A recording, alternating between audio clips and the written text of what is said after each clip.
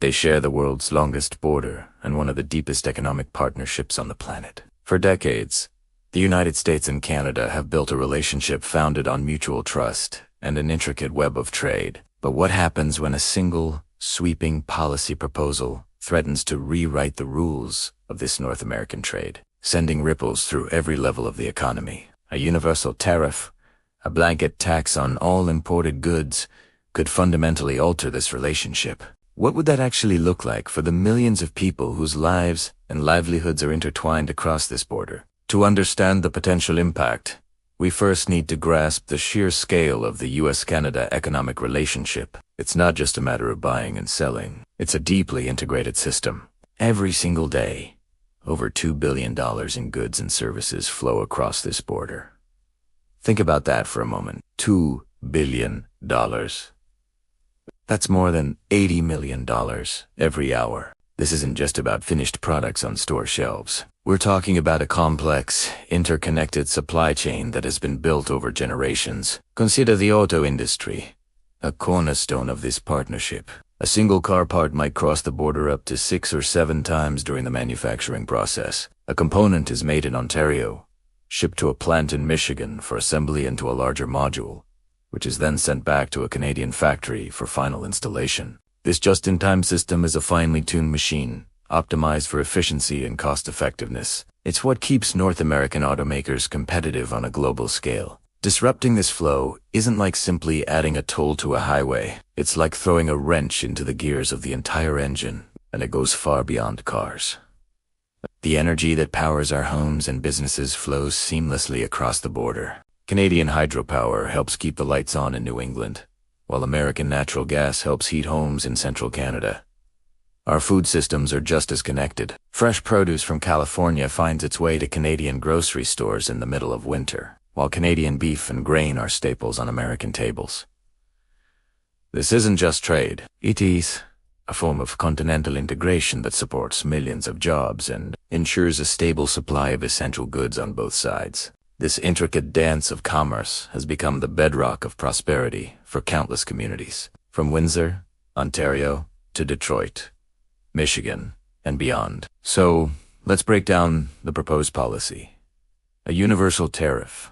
What does that actually mean? In simple terms, it's a fixed tax applied to all goods imported from another country, regardless of what they are. While tariffs have been used throughout history for various reasons like protecting infant industries or as a tool in trade disputes abroad, universal tariff is a much bigger deal. Unlike targeted tariffs on specific products like steel or solar panels, a universal tariff hits everything at once. Imagine a simple product, like a jar of jam. The fruit might be grown in the US, shipped to Canada to be processed and packaged, and then shipped back to the US for sale. With a universal tariff, that product gets taxed each time it crosses the border. The raw fruit is taxed going north, and the finished jam is taxed coming south. Each tax adds a layer of cost. Now, apply this logic to literally thousands of products, from your morning coffee to the computer you're watching this on. Let's trace the journey of a new car.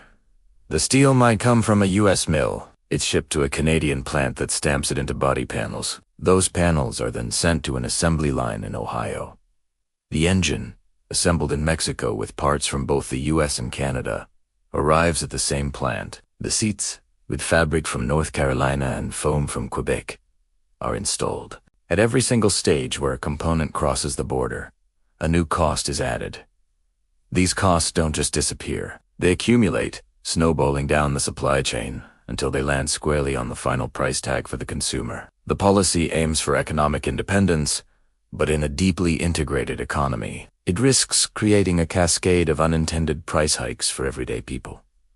So what are the real-world economic consequences? This isn't just theoretical. Economists and industry analysts have run the numbers, and the picture they paint is one of significant financial pressure on businesses and households. Let's stick with the auto industry, since it's such a perfect example of integration. Projections suggest that a universal tariff could cause the price of a typical family vehicle to increase by anywhere from 8 to 12%. For a car that costs $30,000, that could mean an extra $3,000 to $4,000 out of your pocket. That's a huge jump.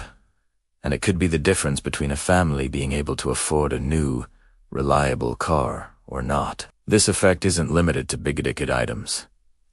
Let's look at the grocery bill. Because our food supply chains are so intertwined, tariffs would hit the cost of many staple items. Fresh fruits and vegetables, meat, baked goods all could see noticeable price increases. One analysis suggested that the average family could end up spending several $100s more per year on groceries alone. When you combine that with higher costs for clothing, electronics, and other household goods, the impact on a family's budget becomes substantial. It acts like a regressive tax, hitting lower and middle-income families the hardest, as a larger portion of their income goes toward these essential goods. For businesses, the challenge is just as severe. A small manufacturing company that relies on Canadian parts might suddenly find its costs have skyrocketed, making it unable to compete with rivals who have different supply chains. They face a difficult choice: absorb the costs and watch their profits vanish, or pass the cost on to consumers and risk losing them to cheaper alternatives. This kind of uncertainty makes it incredibly difficult for businesses to plan,